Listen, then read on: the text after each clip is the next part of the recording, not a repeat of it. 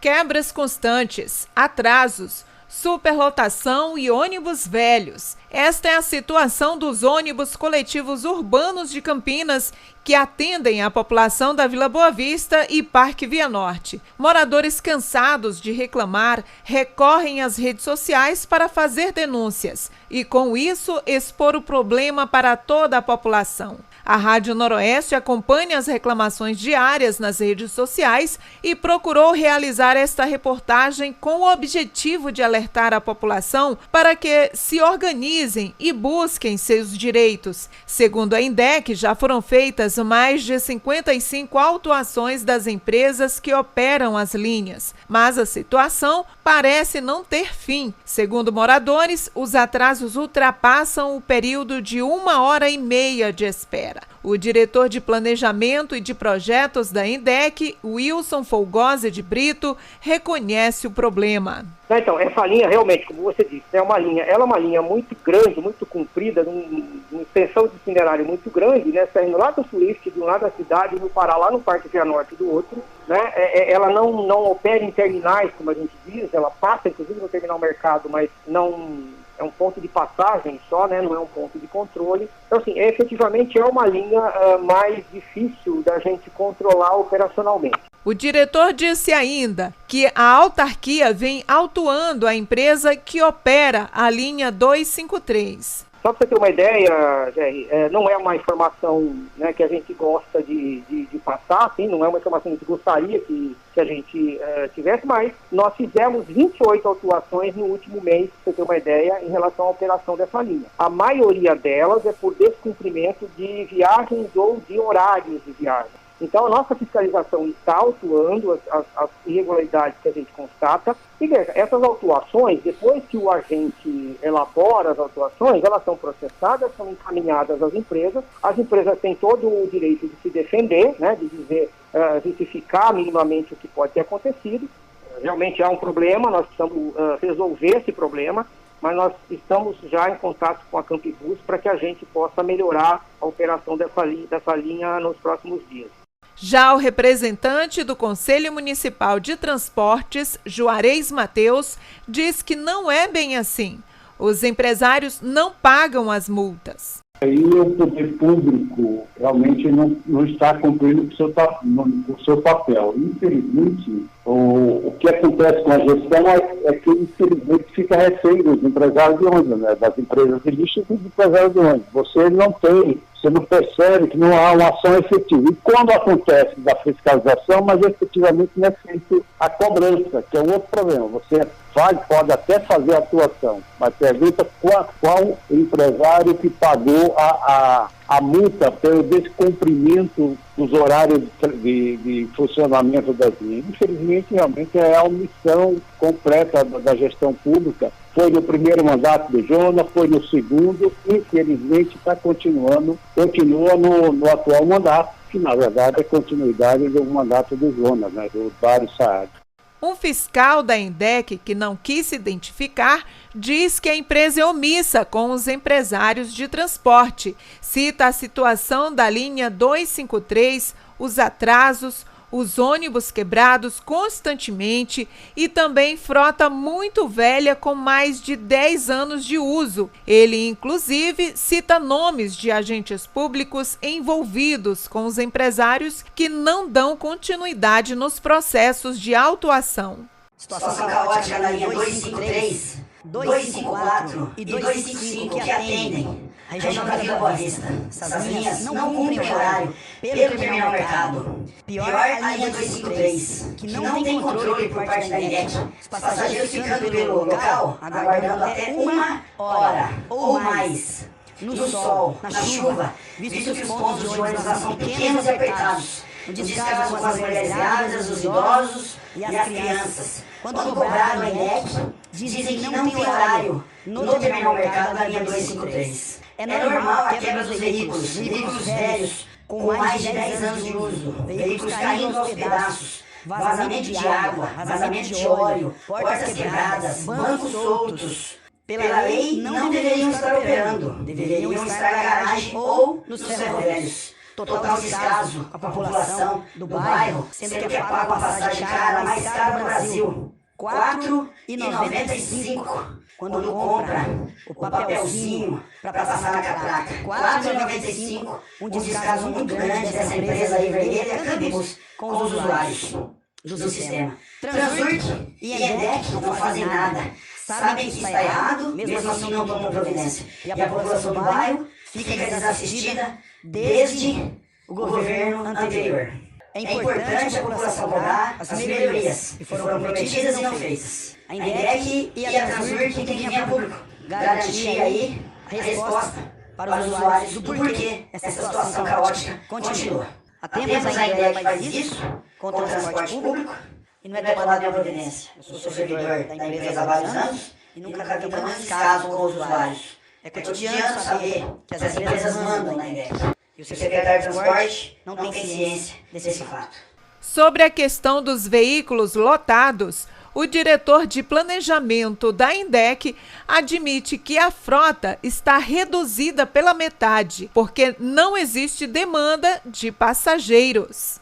Hoje, para você ter uma ideia, nós temos 5 veículos operando na linha. Isso representa metade da frota que operava antes da pandemia. Eram 10 veículos antes. Hoje o intervalo é de 24 minutos no horário de pico e de 40 minutos entre pico. Nós temos uma demanda hoje de somente 37% do que nós tínhamos antes da pandemia. Então, a relação que nós temos hoje de frota, a quantidade de frota em relação ao passageiro transportado, ela é melhor do que a que existia antes da pandemia. Nós estamos verificando, analisando, monitorando as linhas o tempo todo e, na medida do possível, e assim que o passageiro começa a aumentar, nós também fazemos alterações na frota desses veículos. Essa linha 253, ela sofreu um aumento de frota no dia 17 de maio, né? E nós continuamos a acompanhar essa linha.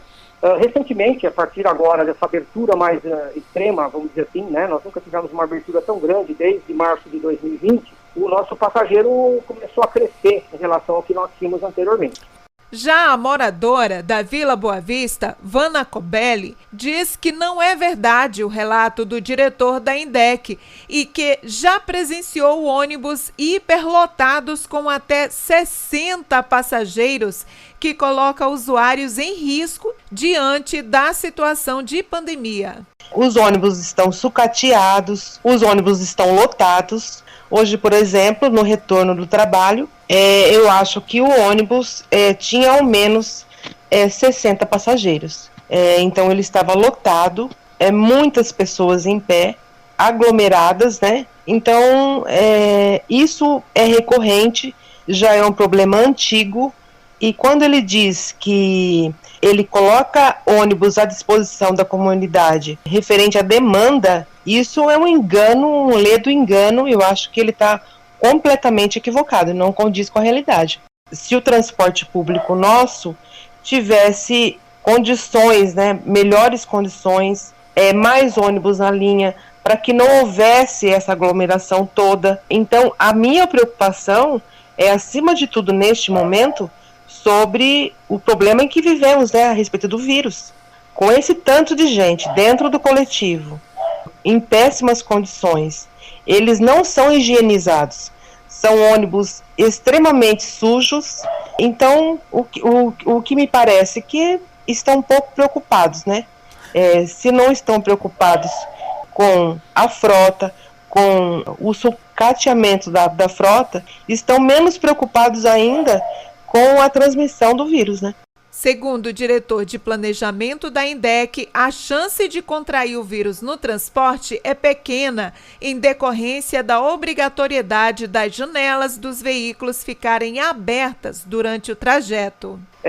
Nós estamos atentos a essa questão. Há estudos que não são nossos, né? São mundiais, inclusive, no Brasil se fez muito isso, no mundo também, porque esse problema não atinge, na realidade, só o Brasil. Há sistemas inclusive de metrô, em países desenvolvidos, que estão com excesso de lotação, com uma demanda muito maior. Mas já se constatou que, apesar de você ter ônibus um pouco mais lotados, né, com passageiros em pé, inclusive, a transmissão do vírus acaba sendo menor nos ônibus. Obviamente não vou dizer que não acontece, porque infelizmente a transmissão pode acontecer em qualquer ambiente, né? Principalmente para aquelas pessoas que não respeitam aquelas regras, né, principalmente o uso da máscara. Mas no caso do transporte coletivo, não estou falando só de Campinas, como eu disse, estou falando de uma realidade que é praticamente mundial, a transmissão do vírus ela não foi identificada como sendo muito grande no transporte coletivo, apesar dos ônibus poderem apresentar uma lotação um pouco maior. Por que isso acontece, né? Porque, ao contrário, muita gente nos questiona, mas eu vou para uma festa e aí eu não posso ver a festa porque pode ter transmissão de vírus. Mas numa festa você não está de máscara. Quando você bebe, come, você não está de máscara. E é muito difícil hoje você pode ir para a rua, você deve ter identificado aí, a grande maioria, praticamente todos os áreas do serviço acabam usando máscara. E isso acaba protegendo muito cada uma das pessoas, e é essa a indicação que a gente faz, né? De qualquer forma, também há uma questão da ventilação dentro dos ônibus. A gente proibiu que os ônibus, por exemplo, tenham ar-condicionado, que andassem com um ar-condicionado ligado, porque daí você tem que fechar os vidros, para que essa ventilação fosse maior. Então, nós tomamos providências, assim que nos era possível, né, para que a transmissão do vírus fosse minimizada dentro dos veículos. O representante do Conselho Municipal de Transporte, que também é especialista em transporte, também se posiciona sobre as medidas adotadas no transporte durante a pandemia.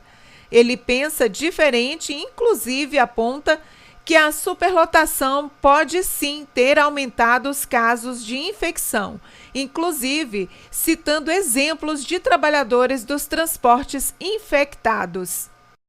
Toda a orientação do ponto de vista era de termos distanciamento em todas as condições técnicas. Não só ajudou no aumento que tivemos da pandemia na cidade, como vários companheiros, trabalhadores de transporte foram infectados e alguns até perderam a vida. Por isso que, inclusive, houve uma campanha a nível nacional da CUT, do sindicato da CUT, para que os trabalhadores de transporte fossem vacinados. E é realmente uma atitude arbitrária, porque quando você tinha todo o discurso de orientação do ponto de vista do distanciamento, os ônibus andavam superlotados, colocando em risco não só a vida da população, como também dos trabalhadores que prestavam esse serviço. Foi uma atitude irresponsável da gestão e continua nesse momento, que a pandemia, apesar de ter diminuído, mas ela continua ainda. Então, realmente, deveria ter uma frota acima da demanda e não uma frota reduzida que vem tendo na cidade de Campinas. Sobre a frota velha de ônibus, acompanhe a resposta do diretor de planejamento da INDEC. A frota que opera hoje nessa linha são 5 veículos, né? Eles não estão com a idade vencida, né? Não são veículos novos, obviamente, infelizmente, não temos veículos mais novos nessas linhas, ou nessa linha, mas não são veículos vencidos. Esses veículos estão hoje com 9 anos, né, de idade. Então, realmente, no limite da idade máxima que é permitida pelo contrato, que são 10 anos, mas ainda estão no limite da idade. A idade do veículo, só para concluir, o importante é a manutenção que esses veículos recebem, né? Não necessariamente veículos mais velhos são piores do que veículos mais novos. Lógico, veículos mais novos são mais modernos, podem até, no primeiro momento, dar mais qualidade para o serviço, mais segurança, mas os veículos mais velhos, se bem cuidados, também podem oferecer um bom serviço. Sobre os horários, a população e até funcionários da INDEC denunciam o atraso dos horários, mas o representante da INDEC apresenta um número bem distante daquele que a população relata nas redes sociais. Ouça de novo. Hoje, para você ter uma ideia, nós temos 5 veículos operando na linha. Isso representa metade da frota que operava antes da pandemia. Eram 10 veículos antes. Hoje o intervalo é de 24 minutos no horário de pico e de 40 minutos entre pico. Nós temos uma demanda hoje de somente 37% do que nós tínhamos antes da pandemia. Então, a relação que nós temos hoje de frota, a quantidade de frota em relação ao passageiro transportado, ela é melhor do que a que existia antes Juarez de Mateus, do Conselho de Transporte, diz que em anos anteriores a frota tinha uma média de 4 anos e que a situação se agrava em decorrência do descaso da gestão. Infelizmente, faz uma década que o transporte público tem piorado. O transporte público teve um momento importante, que foi a criação do bilhete único, criações de políticas públicas de renovação de frota. E, infelizmente, nos últimos 10 anos, tem tido um retrocesso do ponto de vista da qualidade e da eficiência do transporte. Nós temos aí um contrato que terminou o prazo, e por incompetência das últimas 2 gestões, não foi feito um novo processo licitatório até agora. Isso traz uma consequência na qualidade do serviço e na eficiência, né? Bem, finalizamos esta matéria no intuito de buscar respostas aos questionamentos da população nas redes sociais, bem como ouvir os posicionamentos dos órgãos públicos. A análise dos fatos apresentados e as conclusões sobre isso é sua, ouvinte. A Rádio Noroeste ouve todos os lados, apresenta as contradições e cumpre sua missão de informar de forma ampla e plural. A solução deste conflito cabe à sua capacidade de compreensão e sua missão de lutar coletivamente para que seus direitos sejam garantidos. Você é o protagonista de sua história. A rádio pode te ajudar nisso. É nossa missão, enquanto veículo de comunicação, construir e fortalecer as lutas e a vontade popular. Produção e edição, Gerry de Oliveira. Locução, Cristiane Costa.